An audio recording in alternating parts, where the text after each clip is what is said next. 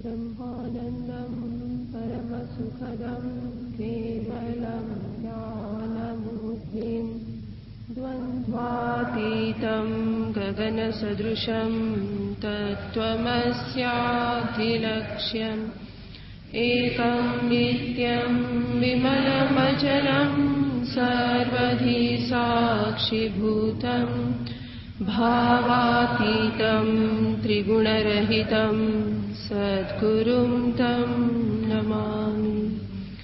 ॐ पार्थाय प्रतिबोधितां भगवता नारायणेन स्वयं व्यासेन ग्रथितां पुराणमुनिना मध्ये महाभारतम् अद्वैतामृतवर्षिणीं भगवतीम् अष्टादशाध्यायिनीम् अम्ब त्वामनुसन्दधामि भगवत् गीते भवद्वेषिणीम्।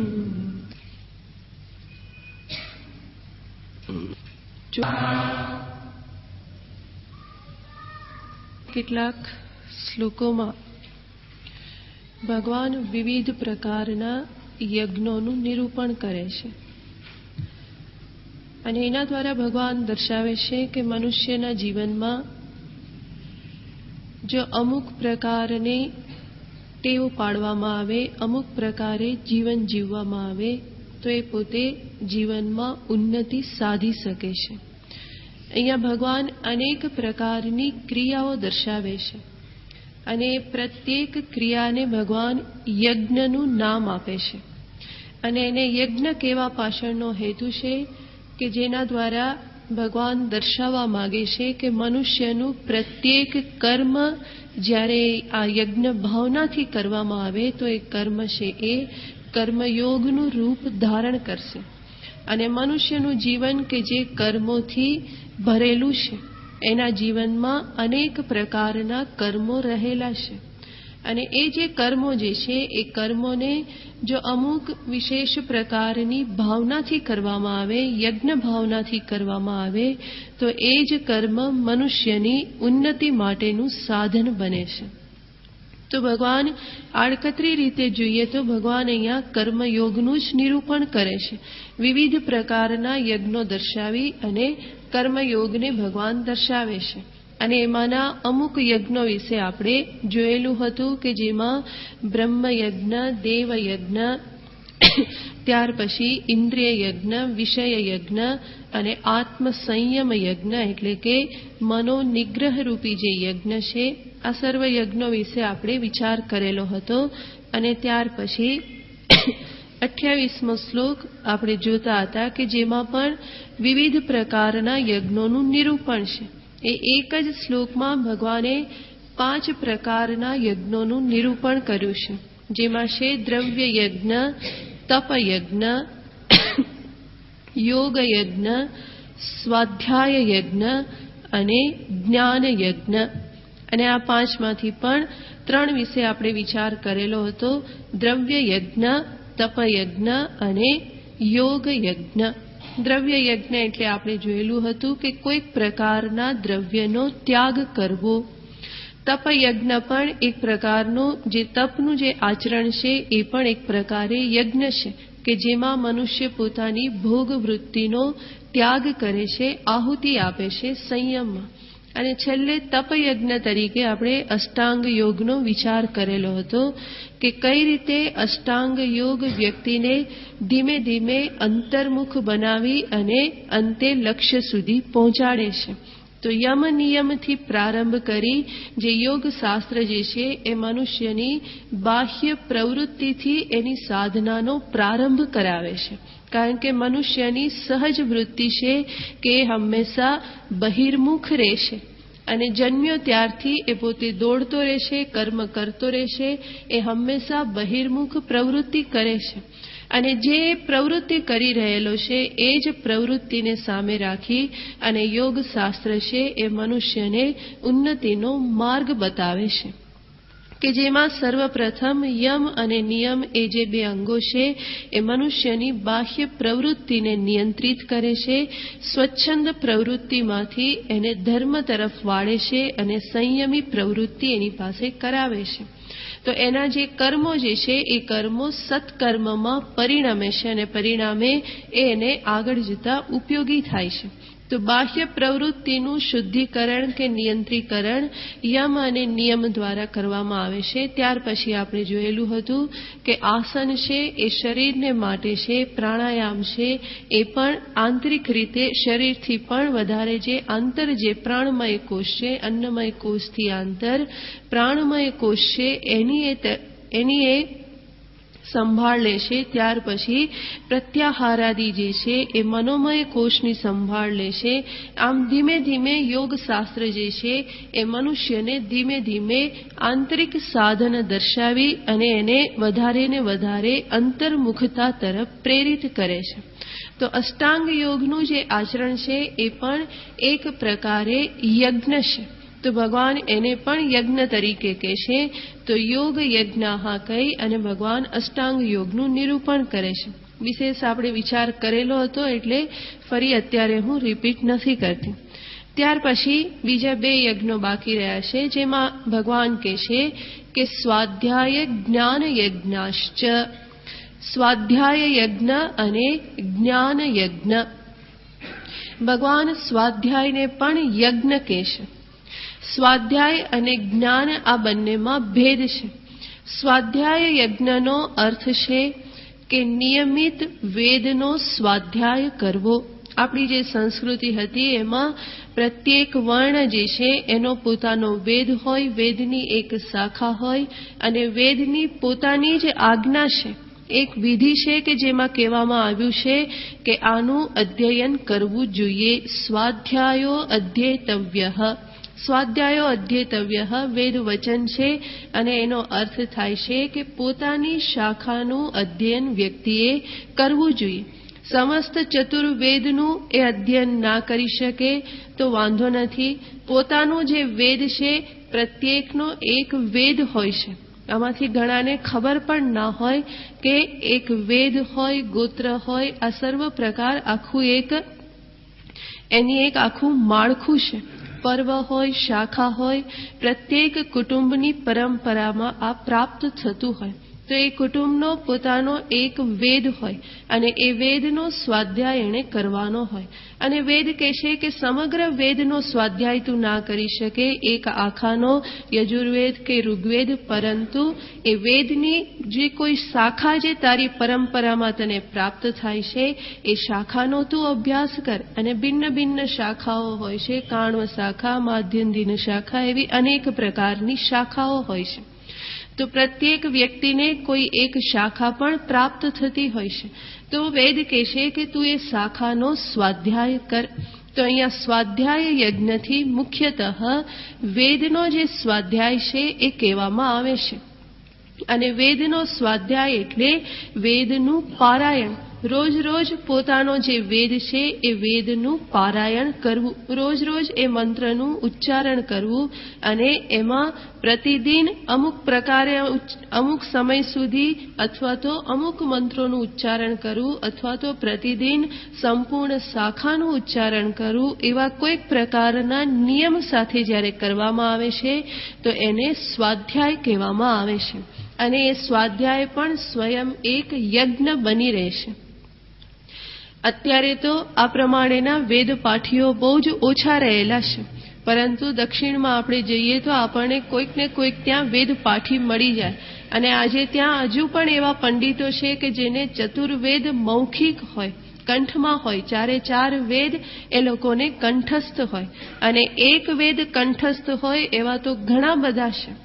તો દક્ષિણમાં હજુ આ પરંપરા જળવાઈ રહેલી છે. હું હમણાં છેલ્લે ગયેલી હતી ત્યારે જ મેં એક પંડિતજીને જોયેલા હતા. એમને જોઈને આપણને પ્રણામ કરવાની ઈચ્છા થાય. સમગ્ર ઋગ્વેદ એમને કંઠસ્થ છે. ઋગ્વેદ એટલે સૌથી વિસ્તૃત વેદ છે, પ્રથમ વેદ છે. અને સમગ્ર ઋગ્વેદ કે જે એને એના કુટુંબમાં પ્રાપ્ત થાય છે, તો આખો ઋગ્વેદ એને યાદ છે, કંઠસ્થ છે. અને આખો દિવસ એમનું કાર્ય શું, તો કે એમાં જ રચ્યા પચ્યા હોય. ઋગ્વેદનું પારાયણ કર્યા કરે, સંધ્યા વંદનાદિ કર્યા કરે, જે કંઈ હોમ હવન હોય એ બધું એ કર્યા કરે. તો એનો નિયમ જ છે. અને એ રીતે એણે સમગ્ર વેદને કંઠ કરેલો છે. તો એ જે કરે છે એને કહેવામાં આવે છે સ્વાધ્યાય. અને એવો જે સ્વાધ્યાય છે એ સ્વયં પણ એક યજ્ઞનું રૂપ ધારણ કરે છે. અને આપણા જીવનના સંદર્ભમાં જોઈએ તો આપણા માટે સમગ્ર વેદ તો દૂરની વાત છે. વેદનો એક મંત્ર પણ મુશ્કેલથી યાદ રહેશે. તો સ્વાધ્યાયનો અર્થ થઈ શકે કે માત્ર વેદ નહીં, પરંતુ કોઈ પણ ગ્રંથ જે છે, સ્તોત્ર છે કે કંઈ પણ છે, એનું આપણે રોજ પારાયણ કરીએ. કંઠ કરવાની જરૂર નહીં, એમાંથી જોઈ અને પુસ્તકમાંથી જોઈને જ આપણે નિયમિત જો પારાયણ કરવામાં આવે તો એ પારાયણને પણ સ્વાધ્યાય કહેવામાં આવે છે. દાખલા તરીકે રોજ આપણે ગીતા સ્વાધ્યાય કરીએ, રોજ 2 કે 3 અધ્યાય બોલવાનો નિયમ લઈએ, મહિમ્ન સ્તોત્રનો પાઠ કરીએ, વિષ્ણુ સહસ્ત્ર નામનો પાઠ કરીએ. તો આવા કોઈ પણ શ્રુતિ કે સ્મૃતિ ગ્રંથોનું જે પારાયણ કરવામાં આવે તો એને કહેવામાં આવે છે સ્વાધ્યાય. અને એ સ્વયં એક યજ્ઞનું રૂપ ધારણ કરે છે, કારણ કે એના દ્વારા પરંપરા જળવાઈ રહેશે અને સાથે સાથે મનુષ્ય પોતાના જીવનમાં એક પ્રકારની શિસ્તને પ્રાપ્ત કરે છે. કારણ કે કંઈ પણ જે કરવાનું છે એ નિયમથી કરવાનું છે. અને રોજ રોજ કરવાનો નિયમ હોય તો સહજ જ છે કે વ્યક્તિને મનુષ્યમાં, એ વ્યક્તિના જીવનમાં જરૂર શિસ્ત પ્રાપ્ત થાય. તો સ્વાધ્યાય એ સ્વયં એક યજ્ઞ છે. અને ત્યાર પછી કહેવામાં આવે છે જ્ઞાન યજ્ઞ. સ્વાધ્યાય અને જ્ઞાનમાં એટલો જ ભેદ છે કે જે સ્વાધ્યાય કરવામાં આવે એ સ્વાધ્યાયનો અર્થ થાય છે એનો પાઠ કરવો. અને જ્ઞાન યજ્ઞનો અર્થ છે કે જે પુસ્તકનો પાઠ થાય છે એને અર્થ સહિત સમજવું. સ્વાધ્યાયનો અર્થ છે પારાયણ અને જ્ઞાનનો અર્થ છે કે એ જે એમાં લખેલા છે શ્લોકો કે મંત્રો, એના અર્થોને પણ જાણવા. તો એના સંદર્ભનો વિચાર કરવો, કે જેને શાસ્ત્રીય ભાષામાં કહેવામાં આવે છે મીમાંસા.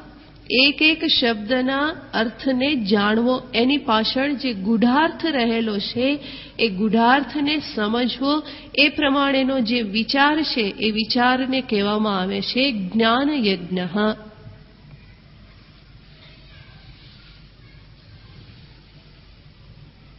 તો પૂર્વ છે એ પારાયણ છે, વેદ પારાયણ હોય, ઉપનિષદ પારાયણ હોય કે પછી સ્મૃતિ ગ્રંથ એટલે કે ગીતા આદિનું પારાયણ હોય.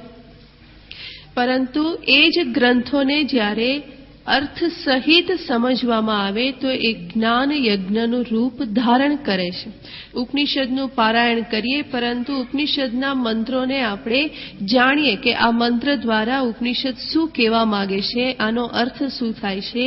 ગીતાનું પારાયણ પણ આપણે અનેક વખત કરેલું હશે, પરંતુ ત્યારે આપણે અર્થ નહોતા જાણતા, અને અત્યારે આપણે 4થા અધ્યાય સુધીના અર્થ તો આપણે જાણીએ છીએ.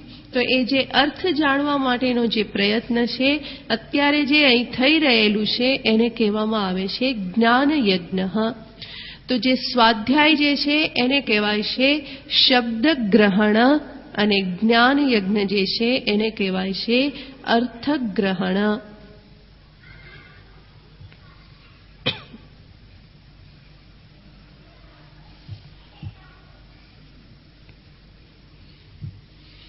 તો શબ્દ ગ્રહણ પર્યંત જે છે એ છે સ્વાધ્યાય, અને અર્થ ગ્રહણ પર્યંત કરવું એને કહેવામાં આવે છે જ્ઞાન યજ્ઞ. અને આ જ્ઞાનમાં જે કંઈ આપણે પારાયણ કરીએ છીએ એના અર્થનું ગ્રહણ પણ આવી જાય, અને સાથે સાથે જે આપણે જે પારાયણ કરીએ છીએ એનો અર્થ ગ્રહણ કરવા માટે જે કંઈ સહાયભૂત શાસ્ત્રો છે એનું જ્ઞાન પ્રાપ્ત કરવું, એને પણ જ્ઞાન યજ્ઞ કહેવામાં આવે છે. જેમ કે વેદાંત શાસ્ત્ર ભણીએ છીએ તો વેદાંત શાસ્ત્રને માટે ઉપયોગી છે સંસ્કૃતનું જ્ઞાન હોવું, કે પછી ગહન અંદર પ્રવેશ કરવાને અર્થે ન્યાય શાસ્ત્રનો અભ્યાસ, મીમાંસા શાસ્ત્રનો અભ્યાસ, વૈશેષિક શાસ્ત્રનો અભ્યાસ, પૂર્વ મીમાંસાનો અભ્યાસ, આ જે બધા ષડદર્શન છે એ સર્વનું જ્ઞાન પ્રાપ્ત કરવું એ પણ જ્ઞાન યજ્ઞમાં જ આવી જાય છે.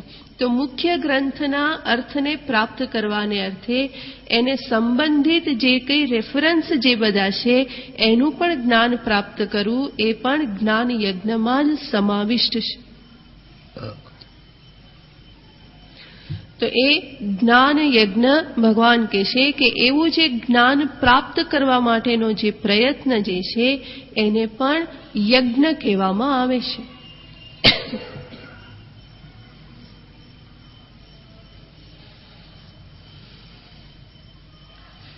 અને આ જે યજ્ઞો દર્શાવ્યા, દ્રવ્ય યજ્ઞ, તપ યજ્ઞ, સ્વાધ્યાય યજ્ઞ, યોગ યજ્ઞ, જ્ઞાન યજ્ઞ, એની પૂર્વે જે દર્શાવ્યા આ બધા યજ્ઞો કોણ કરે છે?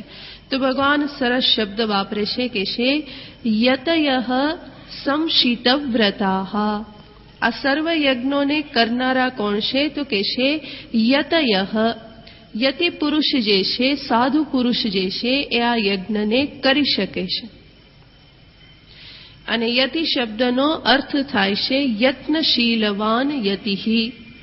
જે યત્ન પરાયણ છે, જે પરિશ્રમ પરાયણ છે, પોતાનું જે લક્ષ્ય છે એ લક્ષ્યને સિદ્ધ કરવાને માટે જે પોતે શ્રમ કરી રહેલો છે, જે યત્ન કરી રહેલો છે, જે હારી થાકી અને બેસી ગયેલો નથી, પરંતુ જે તત્પર છે, તો એવી વ્યક્તિને શાસ્ત્રમાં કહેવામાં આવે છે યતિહી.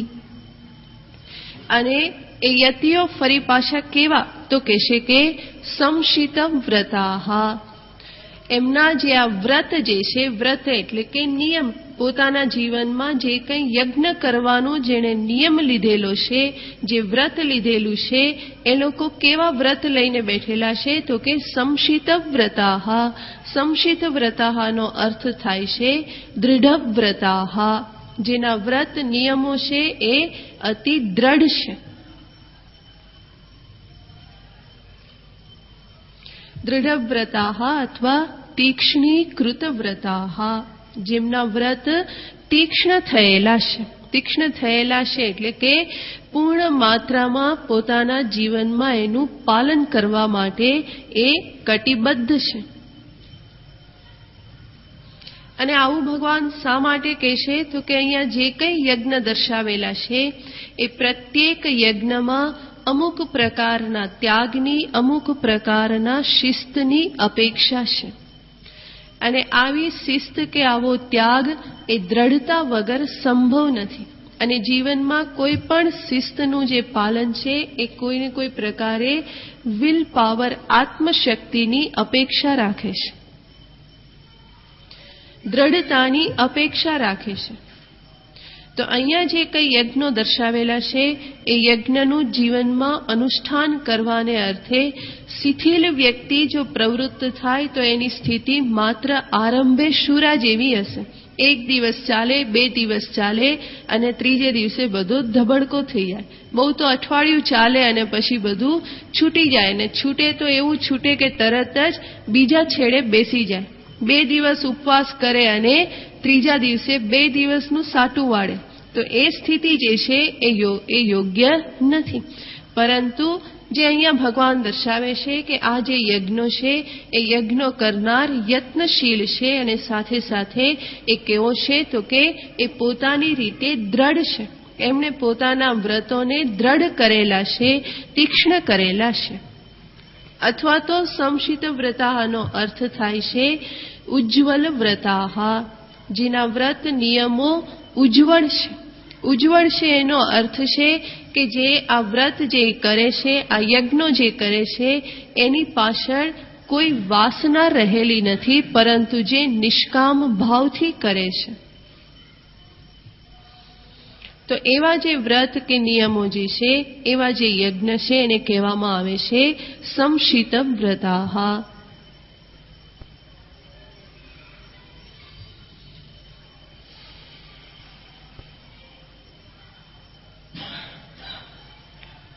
હવે પછીના શ્લોકમાં ભગવાન હજુ બીજા 3 યજ્ઞોનું નિરૂપણ કરે છે. 29મા શ્લોકમાં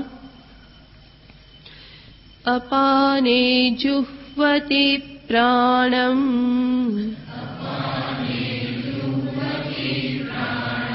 પ્રાણે પાનમ તથા પરે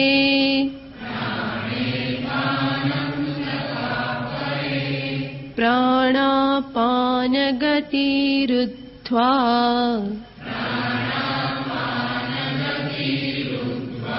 પ્રાણાયામ પરાયણાઃ.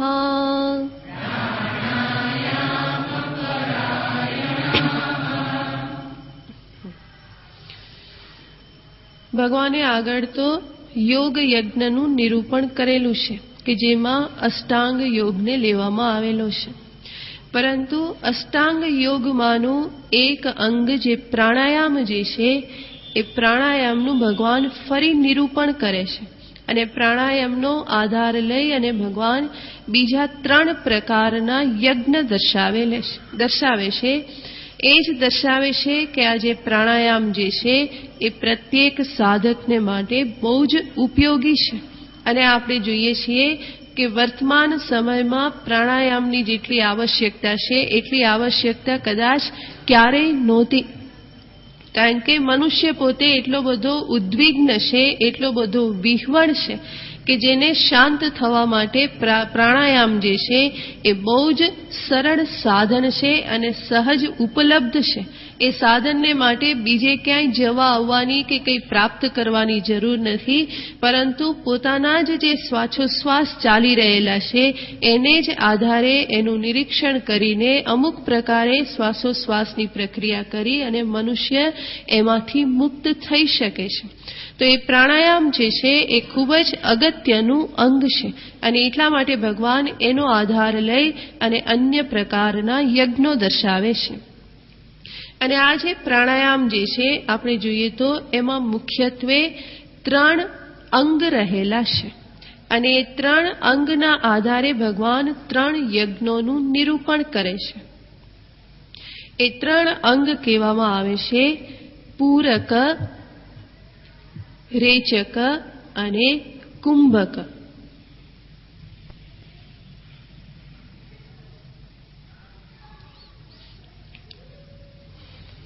એ પ્રાણાયામમાં આ 3 સ્ટેપ રહેલા છે. પૂરકનો અર્થ થાય છે કે જ્યારે શ્વાસ અંદર લેવામાં આવે છે. પૂરકનો અર્થ છે કે જે પૂરે છે, ભરે છે. તો શ્વાસ જે અંદર લેવામાં આવે છે એને કહેવાય છે પૂરક, અને શ્વાસ જે બહાર કાઢવામાં આવે છે એને કહેવાય છે રેચક. રેચક એટલે ત્યાગ થવો, જે બહાર નીકળે છે, બહાર કાઢે છે.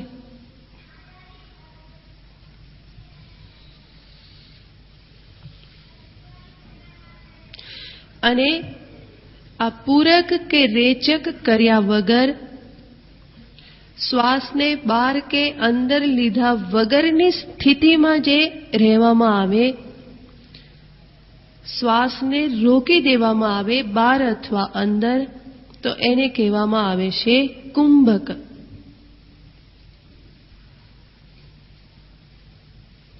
અને આ કુંભકના 2 પ્રકાર પાડવામાં આવે છે. એક કહેવાય છે આંતરકુંભક અને બીજું છે બાહ્ય કુંભક. આંતરકુંભકનો અર્થ છે કે શ્વાસ અંદર લઈ અને એને અંદર જ રોકી રાખવો.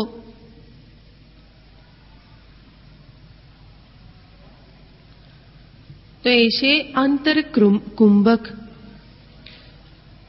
અને શ્વાસને છોડી અને અટકી જવું, ફરી શ્વાસ ના લેવો, શ્વાસને બહાર કાઢી અને અટકી જવું, એ સ્થિતિમાં રોકાઈ રહેવું, તો એને કહેવાય છે બાહ્ય કુંભક.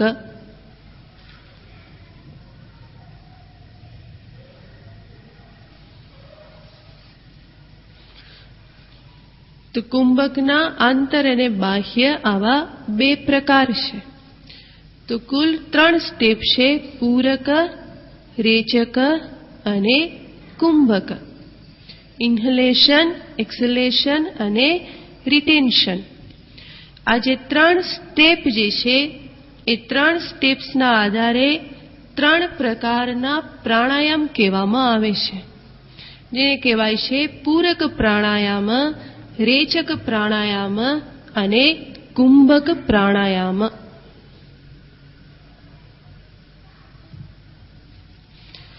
પ્રત્યેક પ્રાણાયામમાં 3 સ્ટેપ્સ રહેલા છે, પરંતુ પ્રાણાયામ કરનાર વ્યક્તિ કયા સ્ટેપને પ્રાધાન્ય આપે છે એના આધારે એ પ્રાણાયામનું નામ પડે છે. જ્યારે વ્યક્તિ પ્રાણાયામનો અભ્યાસ કરે અને એ અભ્યાસમાં એ જો પૂરકને પ્રાધાન્ય આપે, એટલે કે જે શ્વાસ જે ગ્રહણ કરવાનો છે એમાં પોતાનો સમય એ વધારે વ્યતીત કરે, તો એ જે પ્રાણાયામનો અભ્યાસ છે એને કહેવાય છે પૂરક પ્રાણાયામ.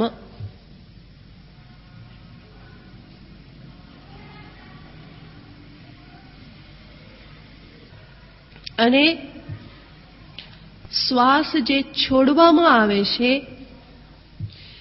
એના ઉપર વ્યક્તિ ધ્યાન કેન્દ્રિત કરી અને વધારે સમય એ ક્રિયામાં જો કાઢે તો એને કહેવાય છે રેચક પ્રાણાયામ.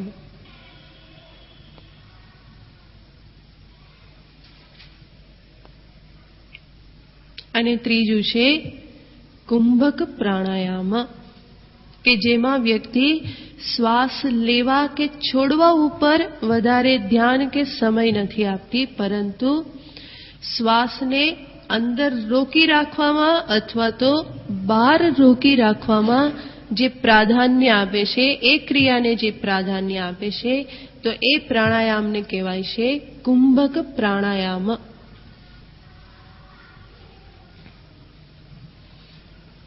અને આ જે 3 પ્રકારના પ્રાણાયામ છે એને જ ભગવાન અહીંયા દર્શાવે છે.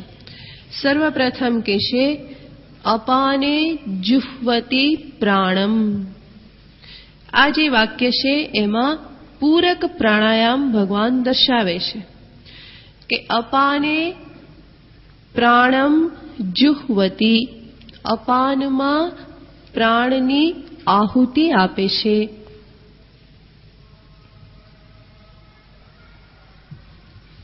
અહીંયા આપણે સમજવાનું છે, જે આપણી સામાન્ય માન્યતા જે છે એનાથી અહીંયા જુદા શબ્દો છે.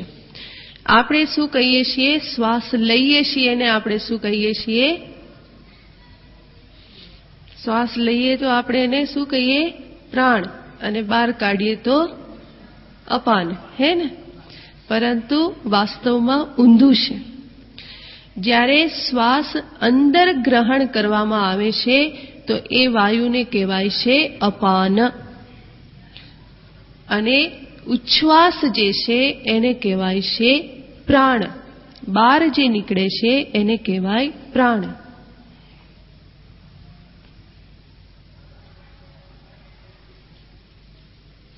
અધોગમન વાયુ અપાનઃ, બહિર્ગમન વાયુ પ્રાણઃ.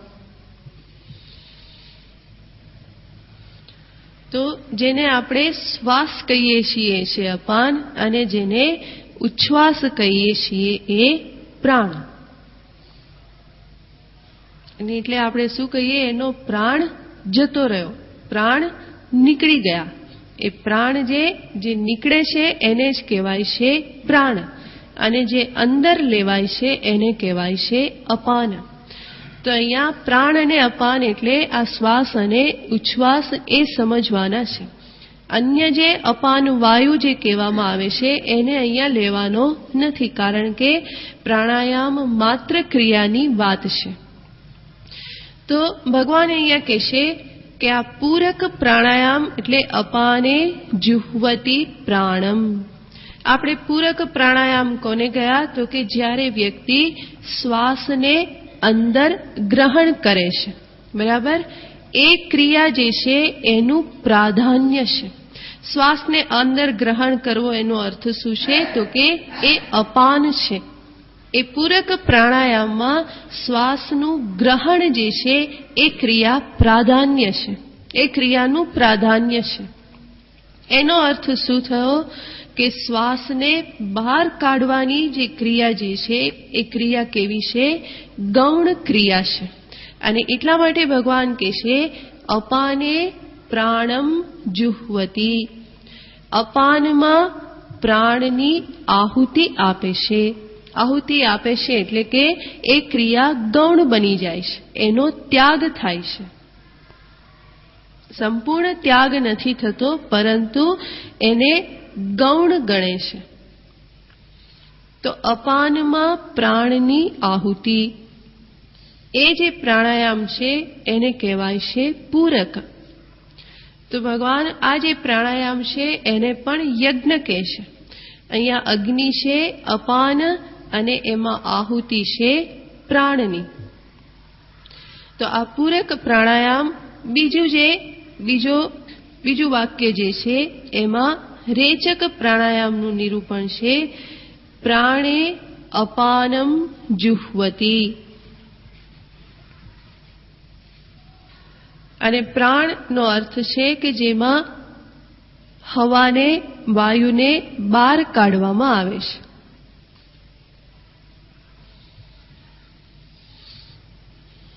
તો એ જે વાયુનું જે બહિર્ગમન જે છે એ ક્રિયાને જ્યારે પ્રાધાન્ય આપવામાં આવે ત્યારે જે ગ્રહણ કરવાની જે ક્રિયા જે છે એ ક્રિયા ગૌણ બને છે. તો અપાન છે ગૌણ બને છે અને પ્રાણનું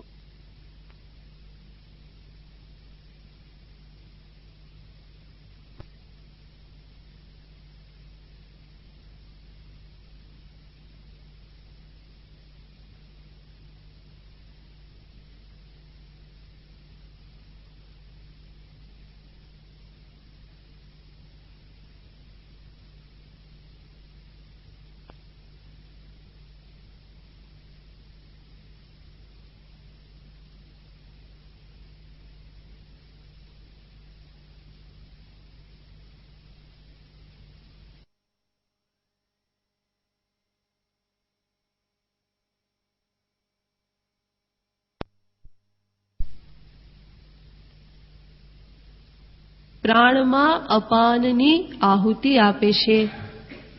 અપરે એટલે કે બીજા કેટલાક. અને ત્યાર પછી ત્રીજું ભગવાન દર્શાવે છે કુંભક, જેમાં કહે છે પ્રાણાપાન ગતિ રુદ્ધ્વા. કે જેમાં શું કરે છે? તો કે પ્રાણ અને અપાન બંનેની ગતિને રોકી દેવામાં આવે છે. નથી શ્વાસ લેવાતો કે નથી શ્વાસ બહાર કઢાતો. તો એ જે સ્થિતિ છે એને કહેવામાં આવે છે કુંભક. અને ઘણી વ્યક્તિઓ છે કે જે આ પ્રમાણેના પ્રાણાયામમાં નિષ્ઠ છે. તો પ્રાણ અને અપાન બંનેની ગતિને રોકી દેવામાં આવે. એમાં અપાનની ગતિને રોકી દેવામાં આવે તો આંતરકુંભક, અને પ્રાણની ગતિને રોકી દેવામાં આવે તો બાહ્ય કુંભક. ઊંધું, પ્રાણની ગતિને રોકી દેવામાં આવે તો આંતરકુંભક, અપાન ગતિને રોકી દેવામાં આવે તો બાહ્ય કુંભક.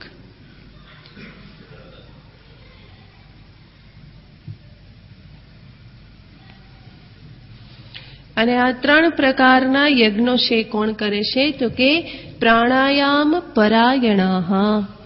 જે પ્રાણાયામ પરાયણ છે એટલે કે એને પોતાની સાધનામાં મુખ્યતયા જેણે સ્વીકાર કરેલો છે, જે એ સાધનના અનુષ્ઠાનમાં તત્પર છે.